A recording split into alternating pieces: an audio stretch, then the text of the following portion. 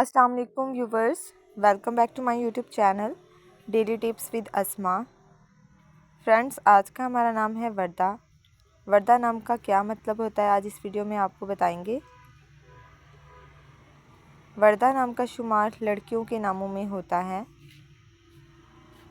वर्दा एक इस्लामी नाम है।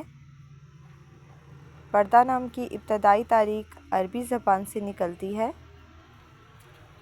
वर्दा नाम की लड़कियों के लिए खुशकिस्मत नंबर 8 माना जाता है। माहिरीन के मुताबिक वर्दा नाम की लड़कियां बहुत बहादुर होती हैं। वर्दा नाम का मतलब है गुलाब का फूल। वर्दा नाम की लड़कियों के लिए खुशकिस्मत दिनों में बुध और जुम्मे का दिन शामिल है।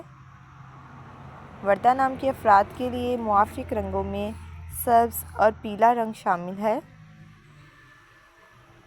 वर्दा नाम के अफराद के लिए मुआफ़िक पत्थरों में नीलम पत्थर शामिल है। खुशकिस्मती वाली धातु में हिंसों के हिसाब से तांबा शामिल है। फ्रेंड्स, अगर आप अपने नाम का मतलब जानना चाहते हैं तो कमेंट बॉक्स में अपना नाम लिखें। इंशाल्लाह हम आपके नाम की वीडियो ज़रूर बनाएंगे। Thanks for watching. अल्लाह हाफ़िज़।